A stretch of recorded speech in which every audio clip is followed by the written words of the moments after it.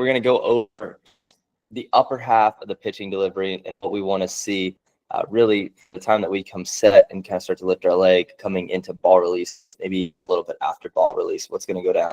So first of all, I want to hear from you guys in terms of, do you think we're going to kind of define the upper half?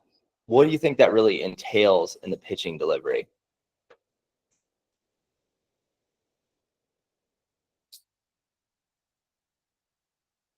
Feel free to unmute yourself and you can let it go. I think it means keeping it loose up top and just having it follow what the lower half is doing. Okay, cool. What do you think then when we're talking about what exactly are we keeping loose? I'm thinking both your arms, but I'm not sure exactly. Cool. Billy, Ryan, anything else you guys want to chime in on? Yeah, like going loose. I feel like how can I say, like your torso and stuff, that's got to stay pretty loose as well. And then it like sequencing along with the lower half, I think. Cool. Gotcha. All right. So what I define the upper half as is the timing and the movement patterns, and then the speed at which the torso, which you guys were talking about, and then the arms obviously are engaging out the delivery. So we've got our man Spencer Strider here. We're able to watch him, from the time he lifts his leg, and really when the upper half starts to kind of get moving is kind of as the lead leg is going down, and things kind of start to come into effect. So torso, arms, the timing, movement patterns, and then obviously the speed at which that happens. Moving on here. Okay, so what influences the lower half of, the upper half of the pitching delivery? So it's the same thing like when we were talking about the lower half in terms of it's going to be strength, it's going to be range of motion, and then those movement patterns and movement preference as well. So when we're talking about strength, what exactly matters in terms of the strength in the upper half that's going to make our motion kind of what it is?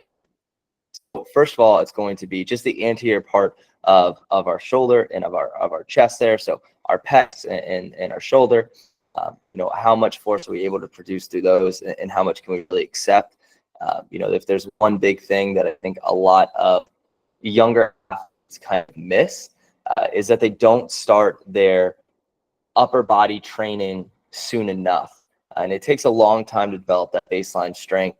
And it's something that I was kind of forced to find later on in my career in terms of being able to actually lift upper body and lift heavy and develop baseline strength. And as my upper body strength went up, my velo numbers went up. So huge thing to be able to start that early, getting the strength of, like I said, pecs, anterior part of the shoulder for sure.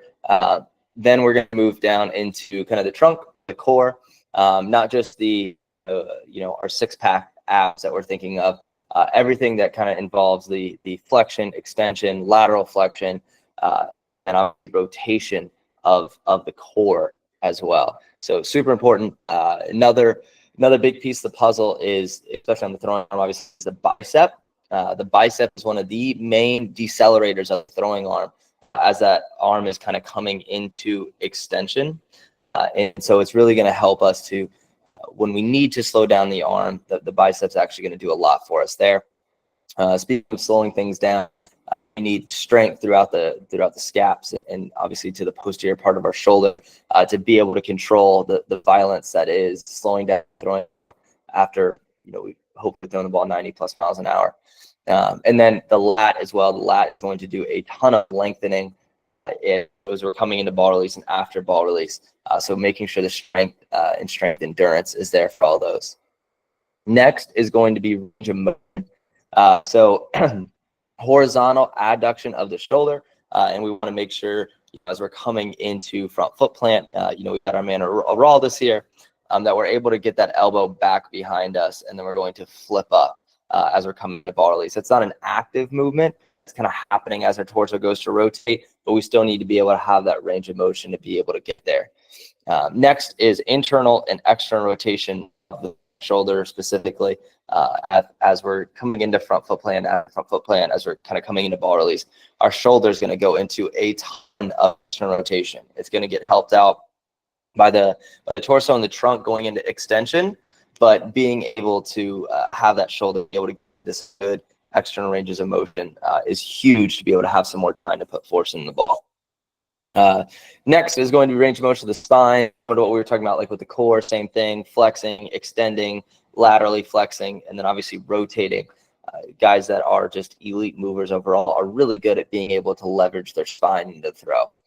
Next is the elbow, just being able to flex and extend the elbow. You see with a lot of throwers that at times they get limited into extension, which just causes active stress into the biceps and different things when everything is shortened.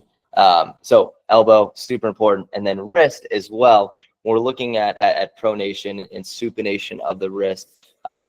Very influential in terms of how pitch shapes and some of those things are going to basically be influenced. Next is going to be movement preferences, movement patterns. So those are really influencing our slot. So movement preferences in terms of slot. As you guys have trained with me enough, I encourage you guys to be athlete and to be able to kind of solve the problems of, take ball, throw ball hard, and throw ball hard with the zone. And everybody's going to have a bit of a different slot. Everybody on this call is going to throw from a little bit of a different arm angle. And a lot of that is just overall kind of the preference of your body. Speaking in my experience, even after my shoulder surgery, I had bone spurs in my shoulder, and my arm slot and kind of where things would get to around front foot plant actually changed even after surgery. So, hopefully nobody has to go under the knife, but, injuries, unfortunately, usually arise at times. That can be an indicator of some of those things as well. And then movement patterns. Those movement patterns is going to be really almost like what's been taught. So, if somebody your whole life as a pitching coach is like, hey, you got to quote, throw over the top or whatever some of those verbal cues are, so that's going to influence where your arm slot is as well. Any questions on any of that? Does that all make sense? Is the anterior part of your shoulder the front of your shoulder? Yes. Yep. Good question. Anterior, posterior, medial. Okay, so thank you. Sorry. Fancy words. No, good question. Cool. Anybody else? Awesome. All right. Cruising on here. Right. Okay. More upper half movement patterns. So, couple of different things to look for. That was kind of a general overview of what's going to influence those upper half movement patterns. We're now going to kind of dive deep as to what we need to see and what we look for. So first things first, we've got Hader over there, and he's a lower slot guy. And so it's going to kind of influence where the slot is going to really kind of influence what your torso is going to do as you're coming out of leg lift and sometimes even into leg lift. So his angle of his torso in terms of torso flexion, so kind of getting that Padres or San Diego logo kind of pointing down the ground, and then as well as him going into trunk like lateral flexion, as well as going to be in slot by slot. So a lot of times you'll see guys that have higher slots as they're coming out of leg lift, they're going to generally tilt their trunk into lateral flexion. Hader is a lower slot guy. He's side arm, and generally those guys don't have as much of that kind of lateral tilt. They usually stay pretty level with their shoulders, and then they move a little bit more rotationally. So angle of the torso during the drive phase, as they're coming down the mound, we still want to see whether it's a rotational slot or whether it's a lower slot or whether it's a little bit of a higher slot. We still want to see that torso be relatively parallel to the ground. Totally okay with guys having a touch of kind of that long talky, but oftentimes when it gets too far into kind of clamping down onto our arm side of that angle, generally what happens is the elbow also gets low, and then as we're coming into ball release, the elbow has to climb, and it becomes like a dart throw rather than being able to leverage some of the kind of properties of the throw. So angle of the torso, want to see it relatively level, and then we want to hold a little bit of trunk flexion as well. Diving into counter rotation. This is a little bit more into movement preferences. We can make it objective in terms of seeing what works by having like a radar gun up and kind of really just trial and error of messing with how much counter rotation we have coming into leg lift. Hader is an example of extreme big counter rotation move coming into the top of his leg lift. Generally, again, what I've seen is pretty slot biased. Guys that are lower slot, aka hater, usually have a little bit more of a coil as they're coming into leg lift because they are very rotational movers, where guys that have more of a higher slot are a little bit more kind of lift their leg up, maybe a touch of a coil, and they're kind of their dorsal ankle has a lot of lateral flexion as they're coming into frontal plant. So counter rotation during leg lift, something you can mess with in terms of really as you're going through like a plyo-velo phase or anything like that, just seeing kind of what sticks for you. So and the amount of torso flexion into leg lift in drive phase.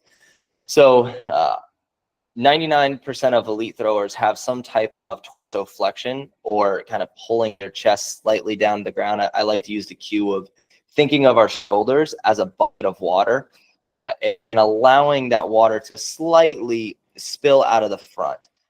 That's going to hold our trunk down and not go into extension super early. We want to get to extension later on into the throw. So having a little bit, at least a touch of torso flexion kind of as we're coming into lift generally will also help tuck the pelvis as well. Not a lower half tuck, but also influences where the pelvis kind of sits as we're coming into leg lift. And we want to hold that come into kind of the drive phase or that linear move. Any questions there? Cool. All good. Sweet. Cruising on here. It'll load for me. All right. Okay. So let's talk a little bit more about torso flexion. So I used this before when we were talking about kind of direction out of leg lift, but it also influences that direction out of leg lift also influence torso flexion as well. So okay, so we've got Hader, super low slot guy, and then we've got Vesia on the right there, obviously very high over the top. So guys leaning into their pitch quality, and that is then influencing their torso flexion. So Hader hold Astros logo down a little bit farther, and then Vesia, as he's coming out of the top of that leg lift, he's immediately going hard towards his glove side, and that Dodgers logo there isn't having a ton of torso flexion. Now, if this got into where it's maybe influencing ball velocity enough to impact hitters to where it's pulling that ball velocity down, generally when guys go into that much extension early in the throw, it's going to hinder ball velocity out of the hand. But for him, his pitch shapes, he holds in enough, and obviously, that pitch is 94 there. I've seen him run it up to, I want to say 96, 97, and he has one of the best fastballs in terms of metrics in the big leagues. So, can quote get away with it, but it's something that you can see just based off a slot. So Vesia super over the top, and then Hader you've got over there, sidearm. So that's going to also be kind of indicator of how much or how little torso flexion is going to be involved in the throw as well. Does that make sense, everybody?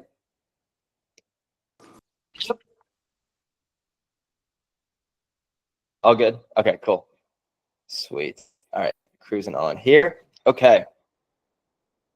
More upper half movement patterns. We got our man Skeens here. Okay, so some of the checkpoints that I for in the pitching delivery. So first things first, some guys get away with it a little bit later, but generally what I like to see is that the hands break or at least come down with the lead leg. So the hands don't have to necessarily separate. He's got Skeens up here. So you're going to see that as his glove is coming down, his throwing arm hand is at least going with it. So he doesn't have to necessarily break out of the glove, but it's moving down at the same time. And once that kind of move finishes the lead leg in terms of coming down, that's when he starts to break his hands. So first checkpoint in delivery that I look for in terms of kind of the upper half. Second is going to be the position of that throwing hand and arm out of takeaway. And what I want to see there is that it's relatively neutral. So, if we go back to the old kind of baseball myths where it's like, pick the apple off the tree or cookie jar, whatever those kind of old cues are, where we have the hand very pronated out of takeaway. So that hand is pointing, towards second base, towards center field, and that's also going to internally rotate the throwing arm as well. That's going to be very tough to be able to get into horizontal abduction. You don't have a lot of range of motion there. It kind of cuts the shoulder off. And then in terms of timing of where we want to see the fingertips and different things as we're coming into ball release, really hard to time some of those things up. Are there guys that get that? Sure, but usually leads to more problems than not. So just a neutral hand and kind of arm out of takeaway is best. So you can kind of think about it generally out of handbrake. Kind of this throwing hand can almost stay facing kind of towards the glove, maybe down to the ground slightly, and then going to flip up, and then that hand's going to be, if you're a righty, kind of facing towards third base. Okay, so next, talking about the glove side. So that glove side is going to pull us into the plane of shoulder rotation.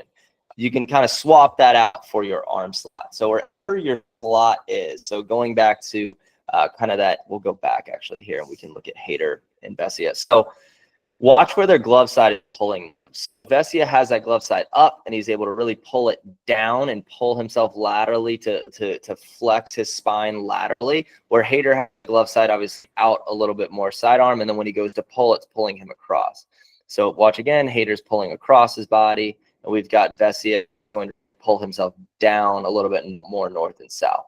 So we can leverage that glove side to really help us pull ourselves into our slot and make sure that our shoulders and our throwing arm and everything rotate into where our arm slot's going to be, just to maximize that amount of kind of rotation into the baseball and amount of basically forcing the ball.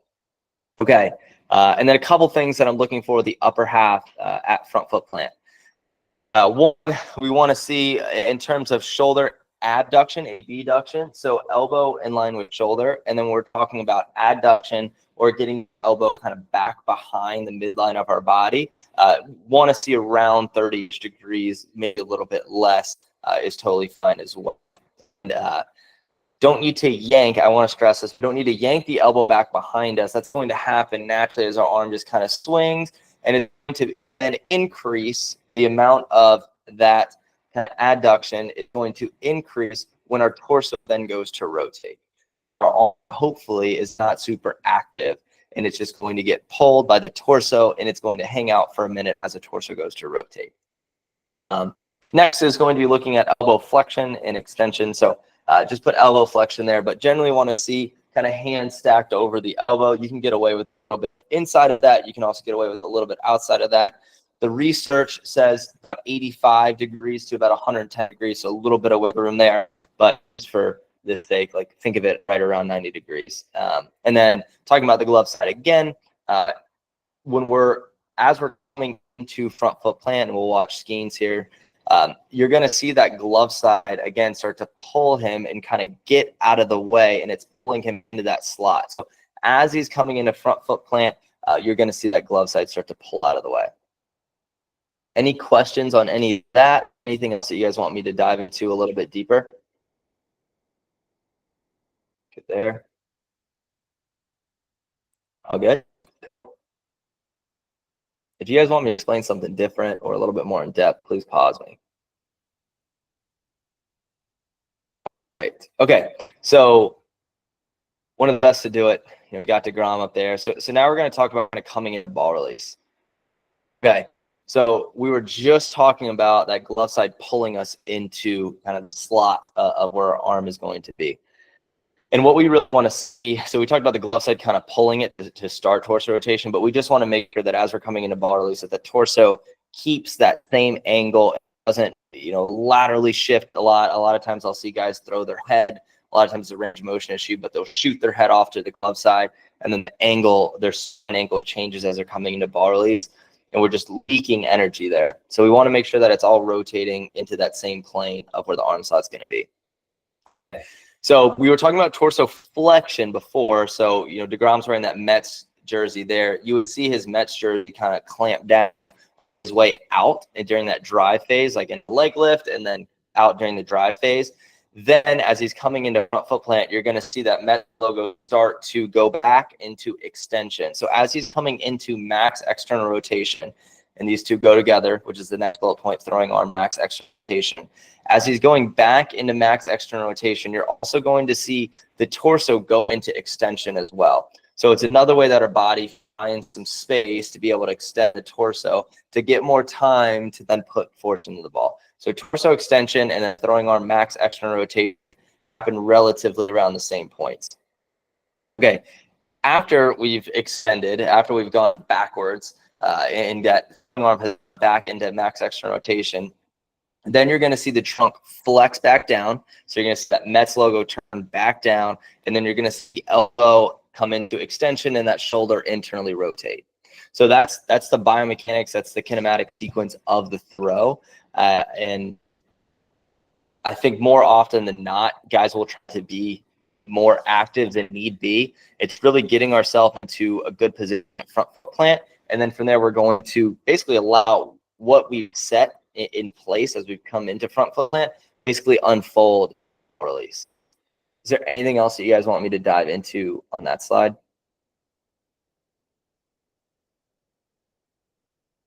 No?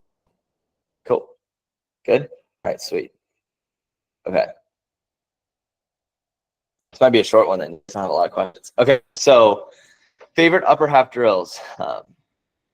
First of all, I like to have guys go through manual feels. I want them to get an understanding and get their body to feel most of the time what it feels like to pull the side, let the torso rotate, and then allow that throwing arm handle back. Most guys haven't really felt their elbow get in line with their shoulder, and to allow the torso to rotate in this big, nice kind of stretch half the pec. So adding a little bit of resistance there into kind of pushing into the elbow allows, kind of forces the pec and the anterior part of the shoulder to have to lengthen, and you get to feel that kind of whipping, like rubber band effect of the anterior part of the shoulder.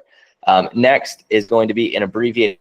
So just teaching our body where we want to get to around front foot plant. Use this a lot with guys that are usually late or have a lot of elbow extension.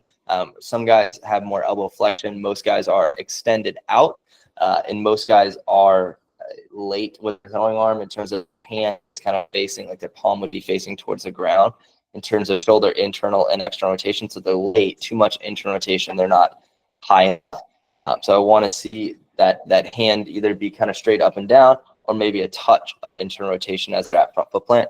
That abbreviated pivot is just a good checkpoint to allow the body to say, okay, this is where I want to get to, and then my glove side is going to pull, torso is going to rotate. So again, a little bit more freedom than the manual feels. Next is going to be an abbreviated hop. So this is a pretty far progression from an abbreviated pivot, a couple of checkpoints. But this is a good one if you want to really force the body to kind of sync some things up on the upper half. You're adding in that linear momentum, in the lower half most of the time just kind of take care of itself when you're adding in these hops. And then what you're going to see is that upper half really just unwind and work into slot, especially when it's abbreviated. That arm's already, quote, up on time. And then in time, you can obviously add where you're going through a full handbrake as well. So 3 that I love to mix in with guys and boys, that is already, it was only a 30-minute one, but that was the end of everything that I prepared for you guys.